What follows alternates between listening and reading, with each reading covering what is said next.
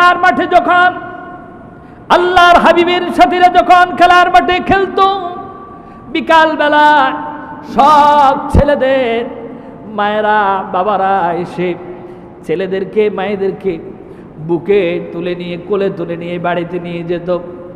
আল্লাহর নবী খেলার মাঠে ওই এক কোণে বসে বসে চোখের পানিগুলো ছাড়তেন আর কাঁদতেন, মা গো মা, ও মা তুমি কোথায় আছো? ও বাবা দেখে যাও, ও মা দেখে যাও, এই খেলার মাঠে আমার সাথীদের মায়েরা বাবারা তাদেরকে কোলে কাকে করে বাড়ি নিয়ে যায়, আমাকে নেওয়ার জন্য আজ পর্যন্ত কেউ এই খেলার মাঠে আসে না। বলেন আল্লাহু আকবার। রহমতের নবী খেলার মাঠে পাশে বসে কান্দে, মা হারায়া বাবা হারায়া, আর আমরা সন্তান হয়ে মা বাপ চিনি না, মা বাবার কদর করি না, ঠিক কিনা বলো? সম্মানিত দিনী ভাইরা আমার, একদিন অনেক দেরি হয়ে গেল, খেলার মাঠে সন্ধ্যা হয়ে গেল, আল্লাহর নবী বাসায় ফিরছে না। হযরতে হালিমাতুস সাদিয়া নবীজির দুধমা চলে আসলেন খোঁজ করতে করতে খেলার মাঠে, এসে দেখলেন রহমাতুল লিল আলামিন মায়ার নবীজি, দয়ার নবীজি মাঠের পাশে এক কোণে বসে বসে চোখের পানিগুলো ছেড়ে ছেড়ে কান্দে। জোরে বলুন আল্লাহু আকবার। দৌড়ে গিয়ে সন্তানকে বুকে নিয়ে বললেন, হে মুহাম্মদ, ও বাবা তুমি কান্দো কেন? কান্নার কারণ কি? তুমি কেন কান্না করছো? বাড়ি কেন যাও নাই?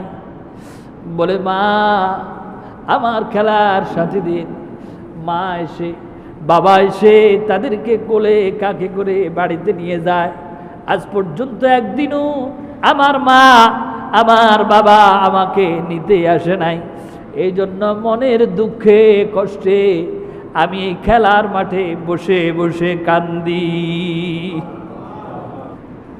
আল্লাহ সুবহানাহু ওয়া তাআলা বলেন, ইন তাজতানিবু কাবাইরা মা তুনহাউনা আনহু নুকাফিরু আনকুম সাইয়্যাতিকুম। আল্লাহ সুবহানাহু ওয়া তাআলা কালামে হাকিমের মধ্যে ইরশাদ করেন, তোমরা যদি নিষিদ্ধ কবিরা গুনাহ থেকে বেঁচে থাকতে পারো, এই মারাত্মক কবিরা গুনাহ থেকে যদি তোমরা বেঁচে থাকো, আমি আল্লাহ রব্বুল আলামিন তোমাদের অন্য সব গুনাহ আমি আল্লাহ মাফ করে দেব। আর একটু জবান খুলে বলুন না সুবহানাল্লাহ। তাহলে কবিরা গুনাহ বোঝা গেল এটা খুব মারাত্মক গুনাহ, খুব জঘন্য, এটা আল্লাহ তাআলা সহজে মাফ করবেন না। তবে হ্যাঁ, যদি আপনি আল্লাহর কাছে ওইভাবে ক্ষমা চাইতে পারেন, কিভাবে? তুবু ইলাল্লাহি তাওবাতান নাসুহা, আপনি যদি আল্লাহ রব্বুল আলামিনের কাছে তওবার মতো তওবা করতে পারেন, ক্ষমা চাওয়ার মতো চাইতে পারেন, আল্লাহ রব্বুল আলামিন আল্লাহ সুবহানাহু ওয়া তাআলা আপনাকে ক্ষমা করে দেবেন, মাফ করে দেবেন।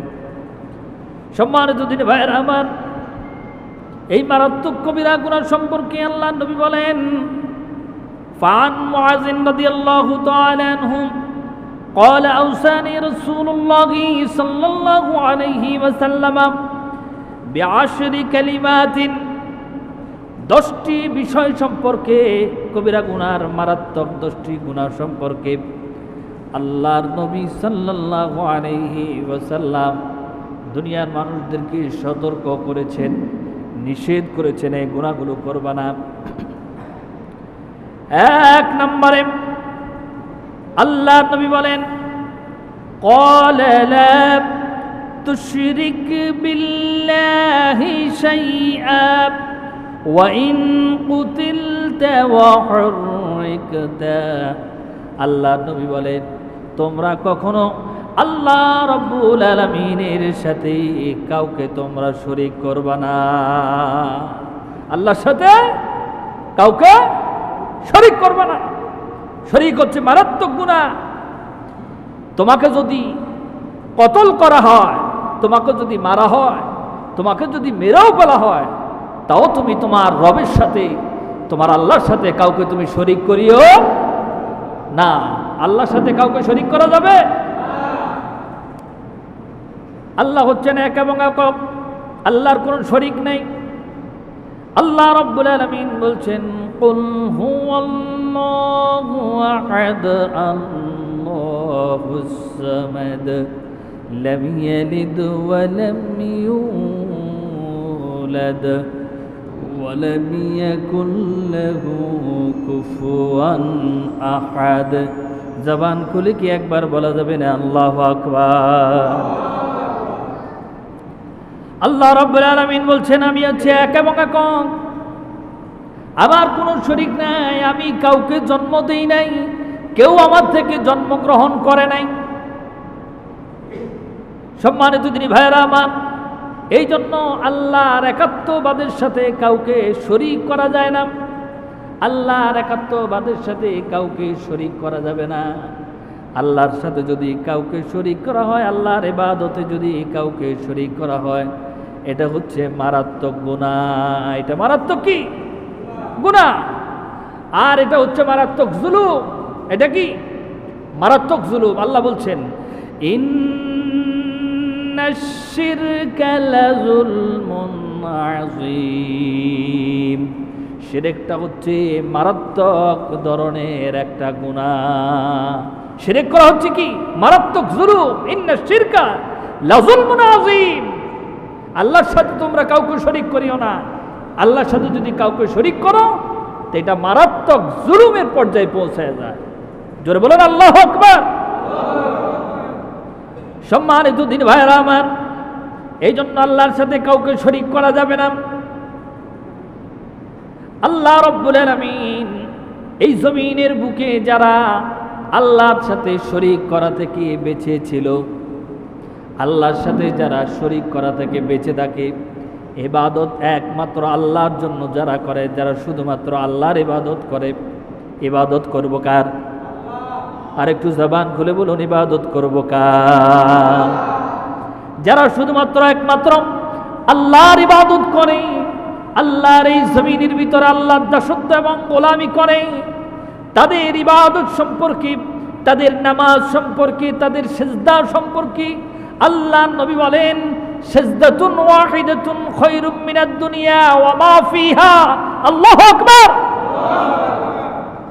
আল্লাহর নবী বলেন, যে ব্যক্তি শিরক মুক্ত সিজদা আল্লাহ রাব্বুল আলামিনকে দেবে, এই কপালটা শুধুমাত্র আল্লাহ রাব্বুল আলামিনের কাছে যে সুপর্দ করে দেবে, আল্লাহর কুদরতি কদমে যে ব্যক্তি তার কপালটা দিয়ে আল্লাহকে সিজদা দেবে, তার একটা সিজদার মূল্য দুনিয়ায় এবং দুনিয়ার ভিতরে যা কিছু আছে সব কিছু দিও ওই একটা সিজদার মূল্য দেওয়া সম্ভব না। বলেন সুবহানাল্লাহ। তাহলে শিরক মুক্ত সিজদার মূল্য আল্লাহর কাছে আছে না নাই? এই জন্য ইবাদত করতে হবে আল্লাহর ইবাদতের সাথে কাউকে শরীক করা যাবে না। আমরা যদি দেখি তাহলে দেখা যায় কত মানুষ আজকে আল্লাহর দাসত্ব গোলামি ছেড়ে দিয়ে অন্য কিছুর দাসত্ব গোলামি, অন্য কিছুর ইবাদত করে, ঠিক কিনা? এগুলো থেকে বেঁচে থাকতে হবে। তাহলে ইবাদত চলবে শুধুমাত্র একজনের, তিনি কে? এই জমিনের ভিতরে যেই ব্যক্তি শুধুমাত্র আল্লাহর দাসত্ব এবং গোলামি করেছে, এবং যেই ব্যক্তি এই শিরক মুক্ত ইবাদতের জন্য উপদেশ দিয়েছে, নিজ শিরক থেকে বেঁচেছে এবং নিজের সন্তানকে, নিজের আওলাদদেরকে এই শিরক থেকে বেঁচে থাকার জন্য উপদেশ প্রদান করেছে, আল্লাহ রব্বুল আলামিন ওই সমস্ত মানুষগুলিকে দামি বানিয়ে দিয়েছেন। বলেন সুবহানাল্লাহ। হযরত লোকমানের কথা আমরা শুনেছি। ঠিক কিনা? তিনি একজন ভালো জ্ঞানী মানুষ ছিলেন, তার জ্ঞানের তীক্ষ্ণতা ছিল অনেক বেশি। তেনার ব্যাপারে মতনৈক্য রয়েছে, কেউ কেউ বলেছেন উনি নবী, আবার কেউ কেউ বলেছেন উনি নবী নয়, উনি খুব জ্ঞানী মানুষ, আল্লাহওয়ালা মানুষ, হাকিম মানুষ, ঠিক কিনা? লোকমান হাকিম। হযরত লোকমান আল্লাহ রাব্বুল আলামিনের সাথে শিরিক মুক্ত ইবাদত করার উপদেশ দেওয়ার কারণে আল্লাহ রাব্বুল আলামিন হযরত লোকমানকে কেমন দামি বানিয়ে দিয়েছেন দেখুন। আল্লাহ রাব্বুল আলামিন হযরত লোকমান তার সন্তানকে উপদেশ দিয়েছেন, আর ওই শিরিক মুক্ত উপদেশগুলো আল্লাহ রাব্বুল আলামিনের কাছে এত ভালো লেগেছে, আল্লাহ রাব্বুল আলামিন হযরত লোকমানের কথাগুলো কোরআনুল কারীমের ভিতরে আল্লাহ কোট করে দিয়েছেন। বলেন সুবহানাল্লাহ। কোরআনুল কারীমের ভিতরে আল্লাহ হযরত লোকমানের সেই কথাগুলো তুলে ধরেছেন সূরা লোকমানের ভিতরে। বলেন না সুবহানাল্লাহ। আল্লাহ রাব্বুল আলামিন বলছেন, ওয়াইয ক্বালা লুকমানু লিবনিহি ওয়া হুয়া ইয়াইযুহু ইয়া বুনাইয়া লা তুশরিক বিল্লাহ। জোরে বলেন আল্লাহু আকবার। আল্লাহ রাব্বুল আলামিন হযরত লোকমান তার সন্তানকে উপদেশ দিয়েছেন যে আমার সন্তান, হে আমার বৎস, হে আমার কলিজার টুকরা সন্তান, আল্লাহর সাথে কাউকে শরীক করিও না। ওয়াইয ক্বালা লুকমানু লিবনিহি ওয়া হুয়া ইয়াইযুহু ইয়া বুনাইয়া লা তুশরিক বিল্লাহ। আল্লাহর সাথে কাউকে শরীক করিও না। ইন্না শিরকা লাযুলমুন আযীম। শিরক করা হচ্ছে মারাত্মক জুলুম, মারাত্মক গুনাহ। আল্লাহ রাব্বুল আলামিনের কাছে হযরত লোকমানের এই কথাগুলো পছন্দ হয়ে গেছে, ভালো লেগে গেছে। সুবহানাল্লাহ বলেন। আর হযরত লোকমান তার সন্তানকে এই উপদেশগুলো দেওয়ার কারণে আল্লাহ রাব্বুল আলামিন কিয়ামত পর্যন্ত আল্লাহর কোরআনের ভিতরে ওই কথাগুলো কোট করে রেখে দিয়েছেন, আর বলেছেন দুনিয়ার মানুষেরা হযরত লোকমানের এই উপদেশ থেকে শিক্ষা নিয়ে নিজেও শিরিক থেকে বাঁচাও এবং নিজের সন্তানকেও বাঁচাও। সুবহানাল্লাহ। আর একটু জবান খুলে কি বলা যাবে না সুবহানাল্লাহ? কত দামি বানিয়ে দিয়েছেন হযরত লোকমানকে আল্লাহ রাব্বুল আলামিন। শিরিক মুক্ত ইবাদতের উপদেশ দেওয়ার কারণে আল্লাহ রাব্বুল আলামিন হযরত লোকমানের এই কথাগুলো এত পছন্দ করেছেন, আল্লাহ রাব্বুল আলামিন হযরত লোকমানের নামে কোরআনুল কারীমের ভিতরে গোটা একটা সূরাই নাজিল করে দিয়েছেন, সূরাতুল লোকমান। বলুন সুবহানাল্লাহ। আর একটু জবান খুলে কি বলা যাবে না সুবহানাল্লাহ? সম্মানিত দিনী ভাইরা আমার, এই জন্য শিরিক মুক্ত ইবাদত করতে হবে। আল্লাহর সাথে কাউকে শরীক করা যাবে না। আল্লাহর সাথে কাউকে শরীক করা যাবে না।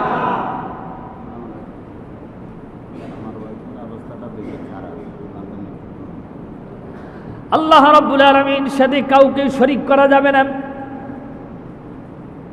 আল্লাহর সাথে শরীক করা থেকে বেঁচে থাকতে হবে। সম্মানিত দিনী ভাইরা আমার, আল্লাহ রাব্বুল আলামিন আল্লাহর হাবিবের মাধ্যমে এই জন্য জানিয়ে দিয়েছেন, ক্বালা লা তুশরিক বিল্লাহি শাইআন ওয়া ইন কুতিলতা ওয়া হুররিকতা। তোমাকে যদি মেরে ফেলা হয়, তোমাকে যদি মেরে দুনিয়া থেকে বিদায় করে দেওয়া হয়, তারপরেও তুমি আল্লাহ রাব্বুল আলামিনের সাথে কাউকে শরীক করিও না। বলেন না সুবহানাল্লাহ। তাহলে আমরা শিরিক মুক্ত ইবাদত করব। আল্লাহর সাথে কাউকে শরীক করব? আল্লাহর সাথে কি কাউকে শরীক করা যাবে? এই জমিন কার? আরো জোরে বলতে হবে, এই জমিন কার? ওই আসমান কার? ওই খুঁটিবিহীন আসমানটা সুন্দর করে ঝুলিয়ে দিয়েছেন কে? এই জমিনের ভিতরে বিশাল বিশাল এই বিস্তীর্ণ জমিনের ভিতরে জমিনটাকে স্থির রাখার জন্য, জমিনটাকে ঠিক রাখার জন্য ওই বিশাল বিশাল পাহাড়গুলো সেট করে দিয়েছেন কে? ওই সমুদ্রের পানি ব্যবহার উপযোগী করে রেখেছেন আপনার জন্য, আমার জন্য। তিনি কে? আরে একটু জোরে বলতে হবে, তিনি কে? বিজ্ঞানীরা বলছেন দেখুন, সমুদ্রের পানি আল্লাহর দেওয়া কত বড় নিয়ামত। সমুদ্রের অতল তলদেশের ভিতরে অগ্নিগিরি রয়েছে। কি রয়েছে? অগ্নিগিরি, আগুন। আর ওই আগুনের তাপে সমুদ্রের পানিগুলি লিকুইড থাকে, বরফ হয় না। যদি সমুদ্রের তলদেশে ওই অগ্নিগিরি না থাকতো, সমুদ্রের সকল পানি জমাটবদ্ধ হয়ে যেত, পৃথিবীর মানুষের আর ব্যবহার উপযোগী কোনো পানি থাকতো না। আল্লাহ রাব্বুল আলামিন কত দয়ালু! ওই সমুদ্রের অতল তলদেশে আল্লাহ আগুনের ব্যবস্থা করে রেখেছেন, অগ্নিগিরি দিয়ে দিয়েছেন। আর ওই আগুনের তাপে সমুদ্রের অতল তলদেশের পানিগুলো লিকুইড থাকে। আর ওই পানিগুলোর ভিতরে আল্লাহ তাআলা বিভিন্ন ধরনের আল্লাহর নিয়ামত, মাছ, বিভিন্ন ধরনের পানি মানুষের খাবার জন্য, মানুষদেরকে ব্যবহারের জন্য নিয়ামত হিসাবে পানি এবং মাছের ব্যবস্থা করে দিয়েছেন। জবান খুলে বলুন সুবহানাল্লাহ। ওই আল্লাহর সাথে কাউকে শরীক করা যাবে? সম্মানিত দিনী ভাইয়েরা আমার, 2 নম্বরে হলো ওয়ালা তাওয়াক্কান্না ওয়ালিদাইকা ওয়া ইন আমারাকা আন তাখরুজা মিন আহলিকা ওয়া মালিকা। আল্লাহর নবী বলেন 2 নম্বরে হলো খবরদার, খবরদার উম্মত, খবরদার, তুমি তোমার মায়ের সাথে, তোমার বাবার সাথে এমন কোনো আচরণ করো না। মা বাবার অবাধ্য হয়ে যেও না। যদিও তারা তোমাকে, তোমার যত ধরনের অধিকার রয়েছে সব ধরনের অধিকার থেকে তারা যদি তোমাকে বঞ্চিত করে, তোমাকে যদি মারে, তোমাকে যদি বাড়ি থেকেও বের করে দেয়, সব অধিকার থেকেও তোমাকে যদি বঞ্চিত করে, খবরদার, খবরদার, তবুও তুমি তোমার মা বাবার অবাধ্য হয়ে যেও না। সুবহানাল্লাহ বলে। মা বাবার অবাধ্য হওয়া যাবে? আল্লাহ রাব্বুল আলামিন এই ব্যাপারে বলছেন, ওয়াসাইনাল ইনসানা বিওয়ালিদাইহি হামালাতুহু উম্মুহু আলা ওয়াহনিন ওয়া ফিসালুহু ফি আমাইনি আনিশকুর লি ওয়ালিওয়ালিদাইকা ইলাইয়াল মাসির।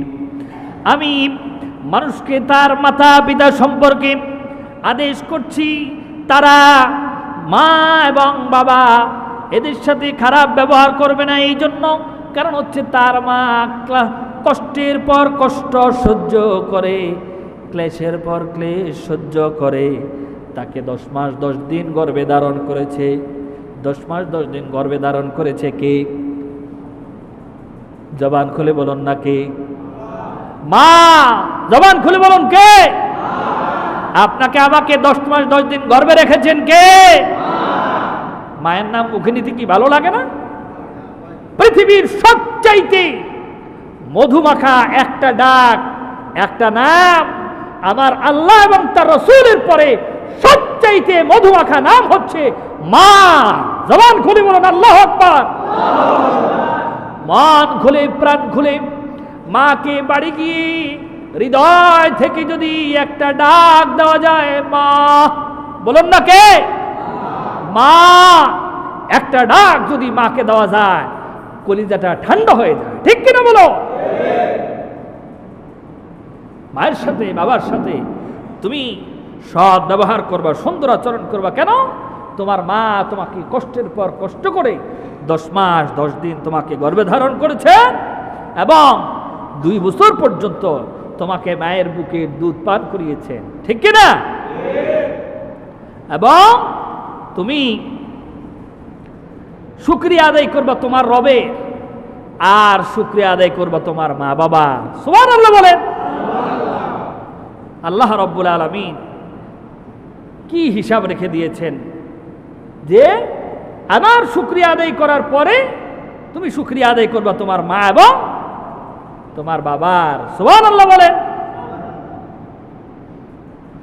সম্মানিত দিনী ভাইয়েরা আমার, আল্লাহ রাব্বুল আলামিন কালামে হাকিমের ভিতরে আরো সুন্দর করে বাবার কথা বলছেন, ওয়াবিল ওয়ালিদাইনি ইহসানা ইম্মা ইয়াবলুগান্না ইনদাকাল কিবরা আহাদুহুমা আও কিলাহুমা ফালা তাকুল লাহুমা উফফিন ওয়ালা তানহারহুমা وقل لهما قولا كريما। জবান খুলে বলুন আল্লাহু আকবার। আল্লাহ রাব্বুল আলামিন আর সুন্দর করে বলছেন, তোমার পিতা মাতার সাথে সৎ ব্যবহার করো, সুন্দর আচরণ করো। তাদের একজন বা উভয় যদি তোমার জীবদ্দশায় বার্ধক্যে উপনীত হয়, তোমার মা বাপ যদি তুমি বেঁচে থাকতে তোমার জীবদ্দশায় যদি তোমার মা অথবা তোমার বাবা অথবা তোমার মা বাবা দুজনেই যদি বৃদ্ধ হয়ে যায়, তাহলে তাদেরকে তুমি ধমক দিয়ে তাদের সাথে কোন রকমের ব্যবহার করো না। বলেন না আল্লাহু আকবার। উফফি ওয়ালা তানহারহুমা ওয়া কুল লাহুমা কাওলান কারীমা। জোরে বলেন আল্লাহু আকবার। খবরদার, মা বাবা যদি বার্ধক্যে পৌঁছে যায়, তুমি যদি বেঁচে থাকো, তোমার মায়ের সাথে তোমার বাবার সাথে ধমক দিয়ে কখনো কথা বলো না। জবান খুলে বলেন আল্লাহু আকবার। এই কথা বলেছেন কে? আজকের সমাজে এমন কিছু কুলাঙ্গার সন্তান আছে, মায়ের গায়ে হাত পর্যন্ত তোলে, বাবার গায়ে হাত পর্যন্ত তোলে। 10 তলা বিল্ডিং এর মালিক, 100 কোটি 200 কোটি টাকার মালিক, কিন্তু তার বিল্ডিং এর ভিতরে একটা রুম, একটুখানি জায়গা তার মায়ের জন্য হয় না, তার বাবার জন্য হয় না। তার কোটি কোটি টাকার এই টাকা থেকে কিছু টাকা দিয়ে তার মা এবং বাবার চিকিৎসার জন্য কোনো রকমের খরচ করা হয় না। এমন কুলাঙ্গার সন্তান আছে না নাই?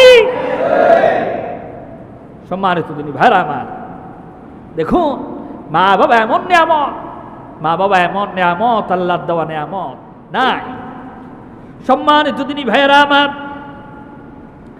আল্লাহ নবী সাল্লাল্লাহু আলাইহি ওয়াসাল্লাম বলছেন মা বাবা কেমন নিয়ামত। দেখুন এবার আল্লাহ নবী বলেন, وقال رسول الله صلى الله عليه وسلم رضا الرب في رضا الوالدين وسخط الرب في سخط الوالدين। রাওয়াহু তিরমিজি। সহিহ তিরমিজির ভিতরে হাদিস শরীফ খানে এসেছে। সম্মানিত দ্বীনি ভাইয়েরা আমার, আল্লাহ নবী বলেন, মহান প্রতিপালক আল্লাহর সন্তুষ্টি তোমার মাতা পিতার সন্তুষ্টির উপরে নিয়ে দাও। তোমার মা বাপ যদি তোমার উপরে সন্তুষ্টি হয়ে যায়, আর সাজিমের মালিক, কুল কায়নাতের মালিক, এই বিশ্ব ভূমণ্ডলের মালিক, নবমণ্ডল ভূমণ্ডলের মালিক, আসমান এবং জমিনের মালিক, কুল কায়নাতের মালিক তোমার উপরে রাজি এবং খুশি হয়ে যায়। আর একটু জবান খুলে বলুন সুবহানাল্লাহ। মা কেন এত দামি জানে না সকলে, মা কেন এত দামি জানে না সকলে। জানতো যদি পড়তো দেখে, জানতো যদি পড়তো দেখে কোরআন হাদিস খুলে, মা কেন এত দামি জানে না সকলে, মা কেন এত দামি জানে না সকলে। ঠিক কিনা বলো?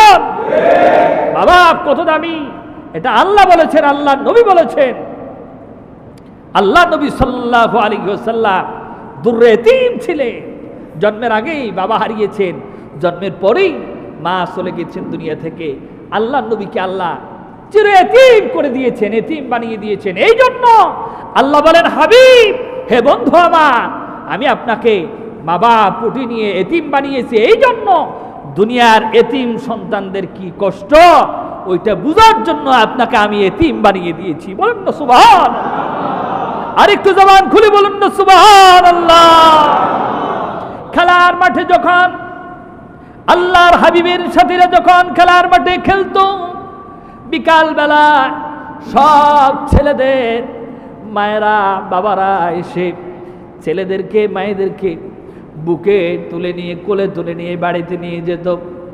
আল্লাহর নবী খেলার মাঠে ওই এক কোণে বসে বসে চোখের পানিগুলো ছাড়তেন আর কাঁদতেন, মা গো মা, ও মা তুমি কোথায় আছো? ও বাবা দেখে যাও, ও মা দেখে যাও, এই খেলার মাঠে আমার সাথীদের মায়েরা বাবারা তাদেরকে কোলে কাকে করে বাড়ি নিয়ে যায়, আমাকে নেওয়ার জন্য আজ পর্যন্ত কেউ এই খেলার মাঠে আসে না। বলেন আল্লাহু আকবার। রহমতের নবী খেলার মাঠে পাশে বসে কান্দে, মা হারায়া বাবা হারায়া। আর আমরা সন্তান হয়ে মা বাপ চিনি না, মা বাবার কদর করি না, ঠিক কিনা বলো? সম্মানিত দিনী ভাইরা আমার, একদিন অনেক দেরি হয়ে গেল, খেলার মাঠে সন্ধ্যা হয়ে গেল, আল্লাহ নবী বাসায় ফিরছে না। হযরতে হালিমাতুস সাদিয়া নবীজির দুধমা চলে আসলেন খোঁজ করতে করতে খেলার মাঠে। এসে দেখলেন রহমাতুল লিল আলামিন মায়ার নবীজি, দয়ার নবীজি মাঠের পাশে এক কোণে বসে বসে চোখের পানিগুলো ছেড়ে ছেড়ে কান্দে। জোরে বলুন আল্লাহু আকবার। দৌড়ে গিয়ে সন্তানকে বুকে নিয়ে বললেন, হে মুহাম্মদ, ও বাবা তুমি কান্দো কেন? কান্নার কারণ কি? তুমি কেন কান্না করছো? বাড়ি কেন যাও নাই? বলে, মা আমার খেলার সাথীদের মা এসে বাবা এসে তাদেরকে কোলে কাকে করে বাড়িতে নিয়ে যায়, আজ পর্যন্ত একদিনও আমার মা আমার বাবা আমাকে নিতে আসে নাই। এই জন্য মনের দুঃখে কষ্টে আমি এই খেলার মাঠে বসে বসে কান্দি। জোরে বলুন না আল্লাহু আকবার। হায় হায় রহমতের নবী। এই জন্য আল্লাহ রাব্বুল আলামিন মা বাবার জন্য দোয়া করার জন্য আল্লাহ রাব্বুল আলামিন কোরআনুল কারীমে আয়াত নাযিল করে দিয়েছেন। বলেন না সুবহানাল্লাহ। তোমাদের যাদের মা বাবা দুনিয়াতে বেঁচে নেই অথবা বেঁচে আছে, তোমার মায়ের জন্য তোমার বাবার জন্য তুমি এমনি দোয়া করো, রব্বিরহামহুমা কামা রাব্বায়ানি সগীরা। পারেন না সবাই? পারেন না? আমার সাথে বলুন, রব্বিরহামহুমা কামা রাব্বায়ানি সগীরা। রব্বিরহামহুমা কামা রাব্বায়ানি সগীরা। ওগো আরশের মালিক, ওগো জমিনের মালিক, ওগো কুল কায়নাতের মালিক, ওগো আমার রব, ওগো আমার প্রতিপালক, ওগো আমার আল্লাহ, আমাদের মা বাবা যেমনি করে আমাদেরকে ছোট্টবেলা থেকে লালন পালন করে দয়া দিয়া মায়া দিয়া বুক ভরা আদর্শ ভালোবাসা দিয়ে লালন পালন করছে, তুমিও আমাদের মা বাবার সাথে কবর বাড়িতে যেখানে কোনো সাথী নাই সঙ্গী নাই ওইখানে তুমিও আমার মা বাবার সাথে সুন্দর ব্যবহার করিও, সুন্দর আচরণ করিও। বলেন সুবহানাল্লাহ। আল্লাহ তাআলা শিখাইয়া দিচ্ছেন, বান্দারে তোমার মায়ের জন্য তোমার বাবার জন্য এই সুন্দর বাণী দিয়ে তুমি তোমার মায়ের জন্য বাবার জন্য দোয়া করো। বলেন না সুবহানাল্লাহ। আর একটু জবান খুলে বলেন না সুবহানাল্লাহ। আল্লাহ নবী আরো বলেন, হুমা জান্নাতুকা ওয়ান নারুকা, মা বাপ তোমার বেহেশত, মা বাপ তোমার জাহান্নাম। মা বাপ যদি তোমার উপরে রাজি হয়ে যায়, খুশি হয়ে যায়, আল্লাহর জান্নাতে যাবা। সুবহানাল্লাহ বলেন। মা বাপ যদি কোনো কারণে তোমার উপরে নারাজ হয়ে যায়, মা বাপ যদি তোমার উপরে অসন্তুষ্ট হয়ে যায়, তাহলে তোমার কপালে আল্লাহর জাহান্নাম, জাহান্নাম ছাড়া কিচ্ছু জুটবে না। দুনিয়ার যত বড় তুমি প্রেসিডেন্ট হও, যত ইবাদত করো, যত নামাজ পড়ো, যত রোজা রাখো, যত কোরআন তেলাওয়াত করো, যত যাই করো না কেন, মা বাপ যদি তোমার উপরে অসন্তুষ্ট হয়ে যায় তাহলে আল্লাহ জান্নাতে যেতে পারবে না, জাহান্নামে যাওয়া লাগবে। ঠিক কিনা বলো? এই জন্য মায়ের সাথে বাবার সাথে দুর্ব্যবহার করবেন না। যুবক ভাইরা যারা আছেন, মায়ের কথা শুনেন না, বাবার কথা শুনেন না। অবশ্যই মা বাবার কথা শুনবেন, মায়ের কথা শুনবেন, বাবার কথা শুনবেন। মায়ের সাথে দুর্ব্যবহার করবেন না, বাবার সাথে দুর্ব্যবহার করবেন না। মা বাবার সাথে দুর্ব্যবহার করলে এই দুনিয়াতেও কপাল পোড়া, আখেরাতেও কি কপাল পোড়া, আল্লাহর জাহান্নামে যাওয়া লাগবে। এই জন্য মা এবং বাবার সাথে সুন্দর ব্যবহার করব। ঠিক কিনা? সম্মানিত দিনী ভাইরা আমার, আল্লাহ রাব্বুল আলামিন এই যে মানুষদেরকে এত সুন্দর করে আল্লাহর হাবিবের মাধ্যমে বুঝিয়ে দিয়েছেন মা বাপ কি জিনিস, মা বাবার সাথে কেমন আচরণ করতে হবে, মা বাবার সাথে কেন সুন্দর ব্যবহার করতে হবে। এরপরেও যদি দুনিয়ার মানুষ না বুঝে, এরপরেও যদি মানুষ না বুঝে, তাহলে কি কিছু করার আছে? কিছু করার আছে? তাহলে 1 নম্বর আল্লাহর সাথে কাউকে শরীক করব না। 2 নম্বরে মা বাবার সাথে দুর্ব্যবহার করব না, আল্লাহর সাথে শরীক করব না, মা বাবার সাথে দুর্ব্যবহার করব না। আল্লাহর ইবাদতের পরেই মা বাবার শুকরিয়া আদায় করার কথা বলেছেন কে? আল্লাহর ইবাদতের পরেই, আল্লাহর শুকরিয়ার পরেই মা বাবার শুকরিয়া আদায় করতে হবে। এই জন্য আল্লাহর ইবাদতে কাউকে শরীক করা যাবে না। আর হলো মা বাবার সাথে দুর্ব্যবহার করা যাবে না। মা বাপ যদি তোমাকে সম্পদ থেকে, বাড়ি থেকে, ঘর থেকে, সব কিছু থেকে বঞ্চিত করে দেয়, তুমি ধৈর্য ধারণ করে থাকো। একজন আছেন, তিনি কে? তিনি কে? আরো জোরে বলতে হবে, তিনি কে? আর একটু আওয়াজ করে বলতে হবে, তিনি কে? আল্লাহ রাব্বুল আলামিন আছে।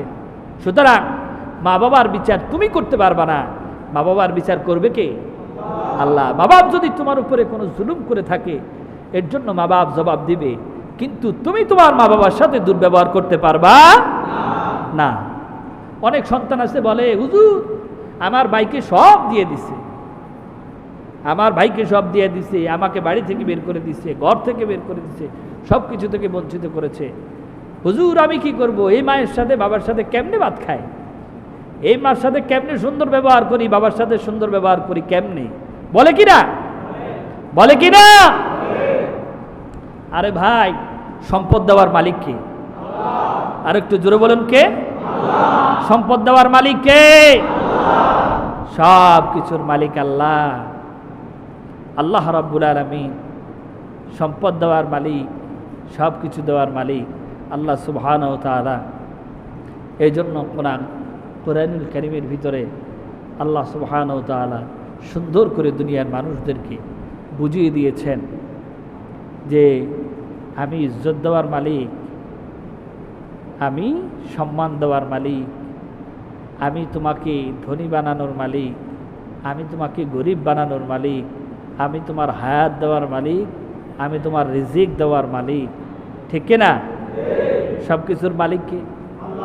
আল্লাহ। আল্লাহ চাইলে মা বাপ যদি আপনাকে বাড়ি থেকে বের করে দেয়, সম্পদ থেকে বঞ্চিত করে দেয়, আল্লাহ চাইলে আপনাকে দিতে পারে কি পারে না? পারে কি পারে না? পারে। আপনি যদি একটা জিনিস করতে পারেন, কয়টা জিনিস? ধৈর্য। ওই জিনিসটা কি? আপনাকে বাড়ি থেকে বের করে দিয়েছে, আপনি ধৈর্য ধারণ করে মায়ের সাথে বাবার সাথে দুর্ব্যবহার না করে আপনি আস্তে করে বাড়ি থেকে বের হয়ে যান, চলে যান। আর ধৈর্য ধারণ করে আল্লাহর কাছে চান যে আল্লাহ, আমার মা বাপ বুঝে আমার উপরে এই কাজ করেছেন না না বুঝে করেছেন আমি জানি না। আল্লাহ, আমার মা বাবাকে তুমি সঠিক বুঝ দাও। আল্লাহ, তুমি আমার মা বাবাকে হেদায়েত দাও। আর তুমি আমাকে আমার এই অর্থনৈতিক দুর্দশা থেকে তুমি আমাদেরকে হেফাজত করো। অর্থনীতির মালিক তখন বানিয়ে দেবে কে? সম্পদের মালিক বানিয়ে দেবে কে? আল্লাহ রাব্বুল আলামিন বানিয়ে দেবেন। সম্মানিত দিনী ভাইরা আমার, এই জন্য আমরা কি করব না? আমরা কি করব না? মা বাবার সাথে বেয়াদবি করব? করব নাকি? মা বাবার সাথে দুর্ব্যবহার করব? মা বাবার সাথে দুর্ব্যবহার করব না। সম্মানিত দিনী ভাইরা আমার, 3 নম্বরে হলো নামাজ। নামাজ ছেড়ে দেওয়া, নামাজ ছেড়ে দেওয়া যাবে না। নামাজ এমন একটা গুরুত্বপূর্ণ ইবাদত, আল্লাহ রাব্বুল আলামিন কালামে হাকিমের মধ্যে বলছেন, রব্বি জাআলনি মুকিমাস সালাতি ওয়া মিন যুররিয়্যাতি রাব্বানা ওয়া তাকাব্বাল দুআ। সুবহানাল্লাহ বলেন। আল্লাহ সুবহানাহু ওয়া তাআলা এই দোয়া শিখিয়ে দিয়েছেন, হে আমার প্রতিপালক, আমাকে এবং আমার সন্তান সন্ততিকে যত্নের সাথে সালাত আদায়কারী বানিয়ে দিন। সুবহানাল্লাহ বলেন। আর একটু জবান খুলে বলুন সুবহানাল্লাহ। হে আমার রব, হে আমার মালিক, হে আমার প্রতিপালক, আমি যেন এই নামাজ ছেড়ে না দেই। আমাকেও আপনি নামাজি বানান, আমার সন্তানকেও নামাজি বানান। নামাজ এমন একটা ইবাদত। আল্লাহর নবী বলেছেন, নামাজ ছেড়ে দিও না। যদি তোমাকে পুড়িয়েও ফেলা হয়, যদি তোমাকে পুড়ে দুনিয়া থেকে বিদায় করে দেওয়া হয়, তারপরেও তুমি নামাজ ছেড়ে দিও না। সুবহানাল্লাহ বলেন। তারপরেও কি নামাজ ছাড়া যাবে না? এই জন্য আল্লাহ রাব্বুল আলামিন সুন্দর করে মানুষদেরকে দোয়া শিখিয়ে দিচ্ছেন, এই দোয়া করো, এমনি দোয়া করো। পৃথিবীর সকল নবী রাসূলগণ মানুষদেরকে নামাজের তাকিদ দিয়েছেন, ঠিক কি না? নামাজের উপরে গুরুত্ব প্রদান করেছেন। এই জন্য আল্লাহ কি বলছেন, রব্বি জাআলনি মুকিমাস সালাতি ওয়া মিন যুররিয়্যাতি রাব্বানা ওয়া তাকাব্বাল দুআ। বলুন আল্লাহু আকবার। হে আমার প্রতিপালক, হে আমার রব, হে আমার আল্লাহ, আমি যেন নামাজ ছেড়ে না দেই, আমি এবং আমার সন্তান যত্নের সাথে যেন নামাজকে আদায় করতে পারি, নামাজটা যেন পড়তে পারি। হে আমার আল্লাহ, দয়া করে মেহেরবানি করে আপনি আমাদেরকে এই তৌফিক দান করুন। বলেন সুবহানাল্লাহ। আর একটু জবান খুলে কি উচ্চ আওয়াজে বলা যাবে না সুবহানাল্লাহ? এই দোয়া করতে পারবেন না? এই দোয়া করতে পারবেন? বলুন ইনশাআল্লাহ। সম্মানিত দিনী ভাইরা আমার, যদি আপনি এই নামাজ ঠিক রাখতে পারেন, দুনিয়ার সব খারাপই, যত রকমের খারাপ কাজ আছে, দুনিয়ার কোনো খারাপই আপনাকে স্পর্শ করতে পারবে না। কারণ তার গ্যারান্টি দিয়েছেন কে? আল্লাহ রাব্বুল আলামিন বলছেন, ইন্নাস সালাতা তানহা আনিল ফাহশাই ওয়াল মুনকার। আল্লাহ রাব্বুল আলামিন গ্যারান্টি দিয়ে বলছেন, দুনিয়ার মানুষেরা শুনে রাখো, জেনে রাখো, ইন্না নিশ্চয়ই সালাতা নামাজ, দুনিয়ার কোন খারাপ কাজ, যত রকমের যত খারাপ কাজ আছে, এই নামাজটা যদি তুমি ঠিক রাখো, এই নামাজটা যদি তুমি আদায় করো, তাহলে দুনিয়ার কোনো খারাপ কাজ তোমাকে স্পর্শ করতে পারবে না। দুনিয়ার সব খারাপই কাজ থেকে তোমাকে এই নামাজ বিরত রাখবে। বলেন সুবহানাল্লাহ। সব খারাপ কাজ থেকে নামাজ আপনাকে ফিরে রাখবে, আল্লাহমুখী করে রাখবে, দ্বীনমুখী করে রাখবে, ইসলামমুখী করে রাখবে, আখিরাতমুখী করে রাখবে। ঠিক কিনা বলুন? কারণ নামাজের ভিতরে স্মরণ হয় কার? জবান খুলে বলুন। জোরে বলতে হবে কার? জোরে বলতে হবে কার? আল্লাহর স্মরণ, আখিরাতের স্মরণ, গুনাহ থেকে বাঁচার স্মরণ এই নামাজের ভিতরে হয় কিনা? হয় কিনা? এই জন্য এই নামাজ ঠিক রাখবেন। নামাজ ছাড়া যাবে না। 4 নম্বরে আল্লাহ নবী বলেন, ওয়ালা তাশরাবান্না খামরান ফাইন্নাহু রাসু কুল্লি ফাহিশা। 4 নম্বর আল্লাহ নবী বলেন, তুমি কসাদ অর্থাৎ মদ পান করবে না।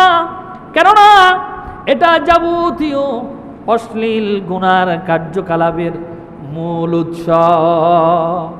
যত রকমের খারাপ কাজ রয়েছে সব খারাপ কাজ করার জন্য এই মদ পান তোমাকে উৎসাহিত করবে, ঠিক কি না? মদ খাইলে মাথা ঠিক থাকে? কথা কয় না, ঠিক থাকে মনে হয়? হ্যাঁ, মদ খাইলে মাথা ঠিক থাকে? মদ খেলে কি হয়? মাতাল হয়। কি হয়? কথা কয় না। মদ খেলে মনে হয় রোগ ভালো হয়? হ্যাঁ, মদ খাইলে কি রোগ ভালো হয়? মদ খাইলে মানুষ ভালো থাকে? ব্রেন ঠিক থাকে? তো যার ব্রেন ঠিক থাকে না সে যে কোনো কাজ করতে পারে, ঠিক কিনা? ঠিক কিনা বলেন? স্ত্রী মনে করে শালীর কাছে যাইতে পারে, হ্যাঁ, আবার শালীরে ভাইবা স্ত্রীর কাছে যাইতে পারে, কত রকমের দুর্ঘটনা ঘটতে পারে তার ঠিক নাই, ঠিক কিনা? কারণ মাথা তো কি, কথা কয় না, মাথা কি, মাথাই তো ঠিক নেই, ওইটা বুঝবো কেমনি? এই জন্য মদ পান করা থেকে বিরত থাকতে হবে। মদ পান করা হচ্ছে মারাত্মক কবিরা গুনাহ, মারাত্মক ধরনের একটি গুনাহ হচ্ছে মদ পান করা। আমাদের সমাজে মদ পান করা আছে না নাই? আছে না নাই? মদ পান করে আবার রাস্তায় নামে মাতলামি করে এমন মানুষও আছে না নাই? মদ পান করে রাস্তায় বের হয়ে মানুষের উপরে ঝাঁপায়া পড়ে মানুষকে মারে এমন মানুষ আছে নাই? আয় হা, মদ পান করে মানুষ কত খারাপ পর্যায়ে চলে যায় এটা আপনি কল্পনাই করতে পারবেন না, ঠিক কি না? ওখান থেকে ফিরে আসতে হবে। ওখান থেকে কি ফিরে আসতে হবে? মদ পান করা যাবে? মদ খাওয়া যাইব? মদ খাওয়া হালাল না হারাম? সবাই বলেন নাই, সবাই বলেন নাই। মদ পান করা হালাল না হারাম? দেখছি আমি কিন্তু দেখি কে বলেন আর কে বলেন না। মদ পান করা হালাল না হারাম? সবাই এক আওয়াজে বলেন, মদ পান করা হালাল না হারাম? তো ফতুয়া তো আপনারাই দিচ্ছেন, ঠিক না? ফতুয়া কি? আর আল্লাহ তো হারাম করছেই, ঠিক কি না? আল্লাহ নবীও বলছে, নিষেধ করছে, আর আপনারাও বুঝতে পারছেন এটা হারাম, ঠিক কি না? তাহলে আমরা কি আর মদ পান করব? যারা অতীতে করে ফেলছি তওবা করব। কি করব? কার কাছে? কার কাছে? জোরে বলতে হবে, কার কাছে? আরো জোরে বলতে হবে, কার কাছে? আল্লাহর কাছে তওবা করতে রাজি আছি না নাই? কারা কারা রাজি নারী তাকবীর, নারী তাকবীর। আল্লাহ কবুল করুক, বলুন আমিন। সম্মানিত দিনী ভাইরা আমার, এই জন্য মদ পান করা থেকে বিরত থাকতে হবে। কারণ মদটা এমন একটা পণ্য, এইটা পান করার পরে যাবতীয় গুনার কাজ করার জন্য আপনাকে ওই মদ পান করা আপনাকে উৎসাহ করে, ঠিক কি না? তারপরে আল্লাহ নবী বলেন, ওয়াইয়াকা ওয়াল মুসিয়াতি হাল্লা সাখাতুল্লাহ। আল্লাহ নবী বলেন 5 নম্বরে হলো, আর তুমি গুনাহের কাজ হতে পারাইজ করবে, অর্থাৎ গুনার কাজ থেকে দূরে থাকবে। কোনো ধরনের গুনার কাজ তুমি করবা না, কারণ গুনার কাজ আল্লাহ রব্বুল আলামিনের অসন্তুষ্টি, আল্লাহর ক্রোধ সৃষ্টি করে। আল্লাহ বান্দার উপরে রাগান্বিত হয়ে যান বান্দা যখন গুনার কাজ করে। এই জন্য গুনাহ থেকে বেঁচে থাকবেন। আল্লাহ আমাদেরকে সঠিক বুঝদান করুন। ওয়া মা আলাইনা ইল্লাল বালাগ। আসসালামু আলাইকুম ওয়া রাহমাতুল্লাহি ওয়া বারাকাতুহু।